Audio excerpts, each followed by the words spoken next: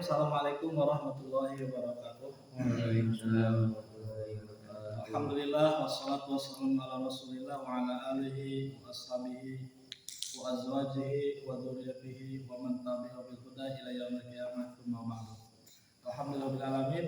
Pada malam ini kita akan melanjutkan pengajian kita, yaitu kitab Mukhtarul Ahadits, hadis yang ke-37.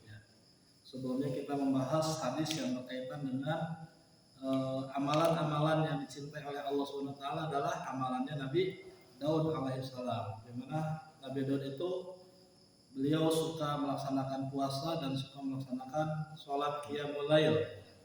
Amalan-amalan tersebut dicintai oleh Allah karena Nabi Daud alaihissalam melaksanakan amalan itu dengan didawamkan, jadi tidak pernah terputus.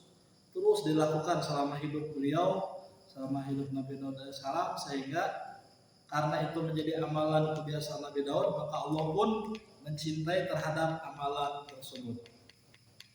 Kita lanjutkan hadis yang ke-37. A'udzubillahi minasyaitonirrajim. Bismillahirrahmanirrahim. Ahabbul kalami ilallahi ayyaqulul 'abdu subhanallah bihamdi. Rawahu Tirmidzi an Abi Dzar.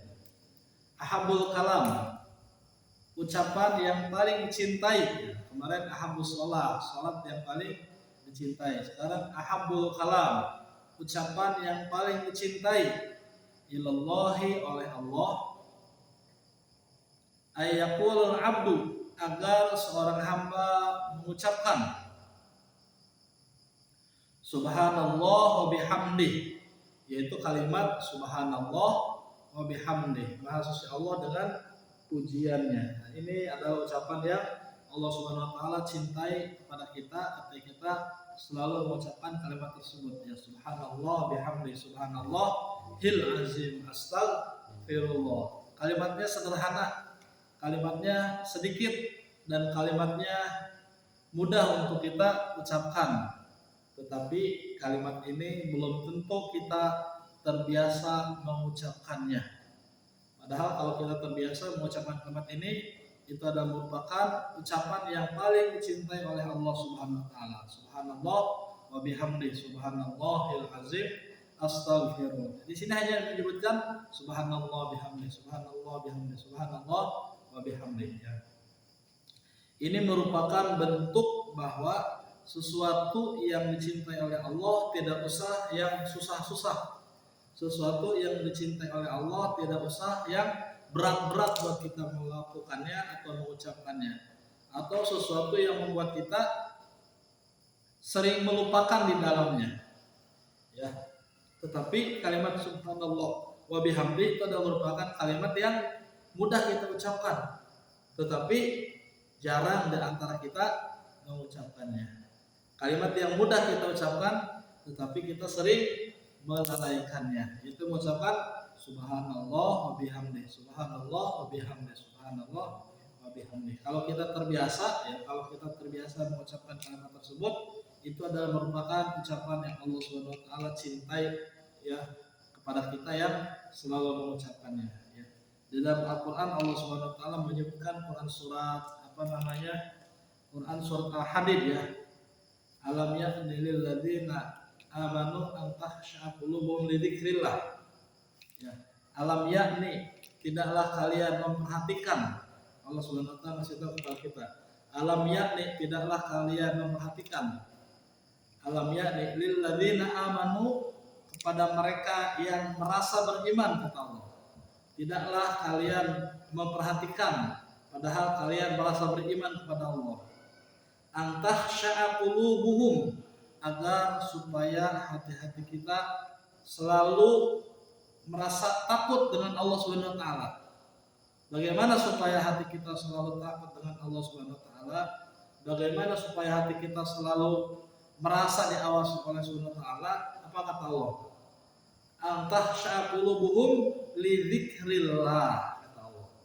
Kalau kita ingin merasa takut, kalau kita ingin merasa selalu mendapatkan pengawasan Allah Subhanahu wa taala, maka kata Allah Subhanahu wa taala li dzikrillah, agar kita senantiasa mengingat Allah Subhanahu wa taala. Wa ma nazala minal haq, dan apa yang telah Allah Subhanahu wa taala turunkan dari kebenaran, yaitu Al-Qur'an ya. Jadi berzikir kepada Allah Subhanahu wa taala salah satu tindakannya adalah kita menyebutkan nama-nama Allah Subhanahu wa taala atau menyebutkan asma-asma Allah Subhanahu wa taala, atau kita menyebutkan atau membacakan ayat-ayat Al-Qur'an sebagai bentuk zikir kita kepada Allah Subhanahu wa taala ya. Mungkin ketika kita di jalan kita susah mengucapkan sesuatu yang itu membuat kita selalu zikir kepada Allah Subhanahu wa taala. Tapi ketika kita selalu berzikir kepada Allah, maka sesungguhnya ya ketika kita berzikir, hati kita akan diberi ketenangan oleh Allah Subhanahu wa taala. Firman-Nya, "Ala bidzikrillah", ada yang hafal? "Ala bidzikrillah tatma'innul qulub". Jangan lupa itu ya. "Ala bidzikrillah tatma'innul qulub". Ingatlah kalau kita senantiasa berzikir kepada Allah Subhanahu wa taala, maka Allah akan senantiasa memberikan ketenangan ke dalam hati-hati kita. Itu ya. Di kendaraan, di motor, gitu ya, Kang Basir pulang ke Bogor ya, sambil berzikir atau sambil membaca ayat-ayat Al-Qur'an. Yang paling mudah aja ya, baca Al-Ikhlas, terus diulang-ulang. Qul huwallahu ahad, Allahus samad, lam yalid wa lam yulad wa lam yakul lahu kufuwan ahad. Syukur-syukur ya, bukan hanya surat Al-Ikhlas tetapi murojaah Quran juz 30 dari mulai An-Naba, An-Nazi'at, Abasa, At-Takwir, Al-Infitor, Al-Mufitor sampai selesai surat Al-An-Nas ya. Kalau sudah selesai dilanjutkan surat juz yang ke-29 terus sesuai dengan hafalan yang kita miliki, atau kita membaca yang paling gampang yang itu adalah sesuatu yang dicintai oleh Allah. Apa itu? Subhanallah bihamdi, subhanallahil azim, subhanallah bihamdi, subhanallahil azim. Senantiasa kita, mulut kita, lidah kita ya basah dengan berzikir kepada Allah Subhanahu wa taala. Itu harus menjadi habit buat kita ya. Biasanya kalau kita di kendaraan sering berzikir kepada Allah, pasti Allah akan selalu menjaga kita. Ini apa namanya? Kejadian kasus ya yang pernah saya lakukan atau yang pernah saya lalui ya. Ketika di kendaraan ya, ketika saya bawa mobil dari rumah ke Serang, ternyata ketika di tol bannya betus. Ketika di tol kenceng banget, saya mobil sendiri lagi kan, astagfirullahaladzim, langsung mobilnya kan goyang ya. Mobil ban kalau satu aja kalau betus goyang langsung. Macam itu pas kenceng itu kendaraannya, dan juga keadaan pas posisinya di tengah, bukan kalau dipikir aman kan, itu pas di tengah, waduh langsung panik juga ya, langsung panik ya Allah subhanahu, langsung aja mungkin karena di kendaraan sambil hafalan itu kan, sambil murojaah. Alhamdulillah saya kalau di mobil ya selalu murojaah, baik juz 1, kadang-kadang juz 2, kadang-kadang juz 9, juz 30, pokoknya sesuai apa yang dihafalkan itu aja terus dibaca-baca. Itu kenyataan ya, ketika ban mobil itu betus, alhamdulillah di depan di belakang kosong gitu. Lagi dalam keadaan posisi jalan tol tenang gitu, nggak banyak mobil, biasa kan ramai gitu. Jadi kita langsung buru-buru ke pinggir, langsung lihat posisi ban, ternyata benar sudah pecah, sudah hancur gitu bannya. Benar-benar ya Allah. Ini ibaratnya kalau di depan kita ada mobil atau di belakang kita ada mobil, bisa sendiri keadaan di tol seperti apa gitu kan. Bisa mungkin sesuatu yang tidak diinginkan ya. Tapi karena kita tenang ya, karena kita tidak panik ya, karena kita selalu berzikir kepada Allah, alhamdulillah Allah memberikan kemudahan. Pas kita berhenti di samping jalan tol, pas kebetulan ada mobil tol, apa biasanya suka lewat itu? Mobil derek, tapi bukan mobil derek yang gede, yang kecil gitu ya, untuk memantau. Pas kebetulan dia lagi lewat gitu, nggak lama saya baru berhenti gitu, ngecek ban mobil gitu. Yang mobil derek dari belakang lewat, masih dia berhenti gitu. Ya Allah, jodoh banget gitu. Mobil derek itu langsung berhenti, langsung nanya, kenapa Pak? Saya bilang, ini Pak, bannya betus. Dia tanpa diminta gitu kan, langsung turun ke bawah, langsung bantu gitu. Ada ban serepnya nggak Pak? Waduh Pak, nggak bawa ini Pak, gimana ya? Emang benar-benar dalam keadaan kita tidak membawa ban serep dan jalan sebagainya. Dibantu semuanya oleh mobil derek itu gitu. di bannya dicopotin, kemudian dibawa sama dia, minta tolong diganti dengan yang baru, ya semuanya dikerjakan sama dia gitu. Pas saya mau bayar, Pak, terima kasih Pak. Oh nggak usah apa-apa. Walaupun ya kita paksa juga gitu, nggak apa-apa, ya simpen langsung di jok mobilnya gitu kan. Nggak enak gitu kalau udah dibantu masa jangan kasih apa-apa gitu. Tapi itu saya yakin hikmah karena kita di kendaraan kita berzikir kepada Allah, kita selalu mengucapkan asma-asma Allah, ternyata Allah Subhanahu wa taala memberikan kemudahan dalam urusan sesuai dengan kebutuhan yang kita harapkan ya. Itulah hikmah kita berzikir kepada Allah Subhanahu wa taala ketika dalam keadaan. Oke. Kita ini jadi hikmah kalau khawatir tipis enggak ya? Apa aja bisa itu? Oke, kita lanjutkan hadis yang ke-38. Bismillahirrahmanirrahim. Uhibbu linnas ma tuhibbu li nafsik. Ya, enggak apa-apa kalau pipis ya. Uhibbu linnas ma tuhibbu li nafsik. Rawahu Bukhari. Uhibbu linnas, cintailah orang lain. Uhibbu linnas, cintailah linnas untuk orang lain atau orang lain. Ma tuhibbu, sebagaimana kamu mencintai li nafsika kepada dirimu. Cintailah orang lain sebagaimana kamu mencintai dirimu sendiri. Ini maksudnya apa hadis ini? Hadis ini maksudnya adalah kita kalau tidak mau disakiti oleh orang lain, jangan menyakiti orang lain. Kalau kita tidak mau diomongin kejelekan kita oleh orang lain, kita jangan membicarakan kejelekan orang lain. Nah, gitu. Kalau kita tidak mau dibully oleh orang lain, maka kita pun tidak boleh membuli orang lain. Kalau kita tidak mau dibully oleh orang lain, kita pun jangan membuli. Hukum alam gitu ya. Kalau kita mudah menceritakan kesalahan orang lain kepada orang, ya kita menceritakan seperti misalkan gini. Suatu saat kita pun akan ceritakan oleh orang. Ya.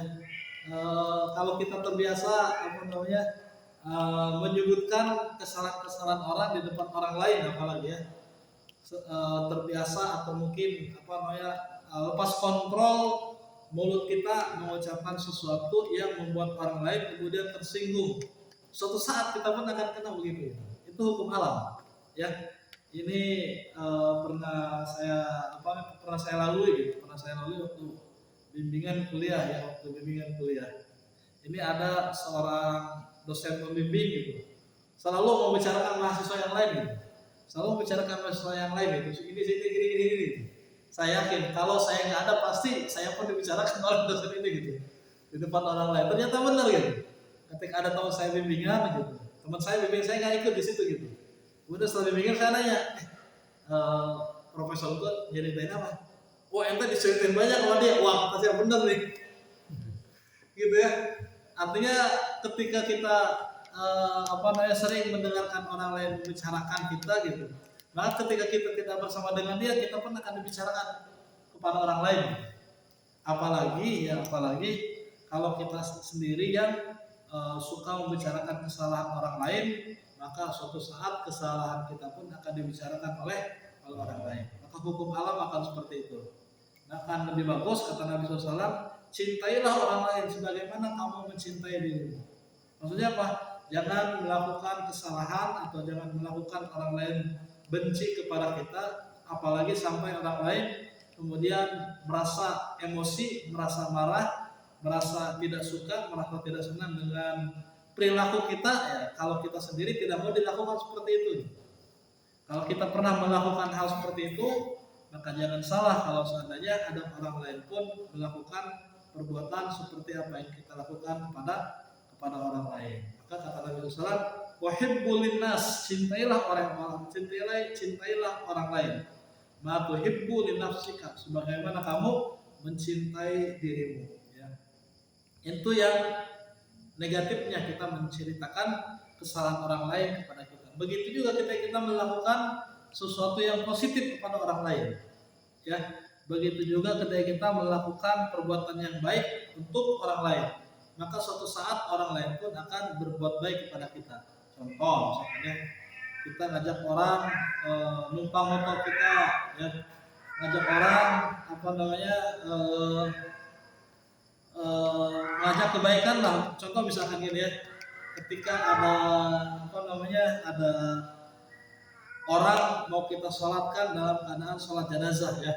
Kalau kita tidak pernah menyolatkan orang lain dalam sholat jenazah, maka jangan berharap ketika kita meninggal dunia ada orang yang mau menyolatkan kita, gitu ya.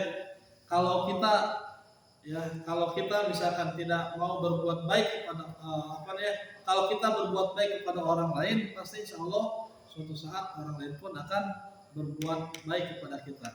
Terakhir, Bismillahirrahmanirrahim. Ihfaz wudda abika la taqta'hu fayudfi'ullahu nuraka. Ihfaz wudda abika la taqta'hu fayudfi'ullahu nuraka. Rawahu Bukhari. Ihfaz, jagalah, wudda abika, orang yang pernah dicintai oleh orang tuamu atau bapamu.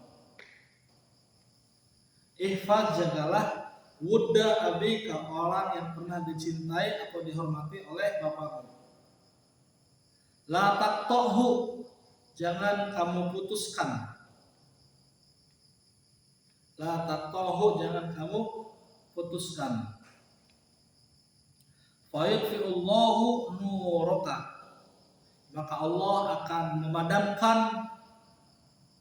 Fayudfi'ullahu, maka Allah akan memadamkan nuraka, cahayamu. Rawahul Bukhari. Hadis riwayat Imam Bukhari. Ya. Ini hadis bagus buat kita jadikan sebagai pelajaran, ya. Khususnya kalau orang tua kita sudah meninggal dunia, ya, atau orang tua kita sudah tidak ada.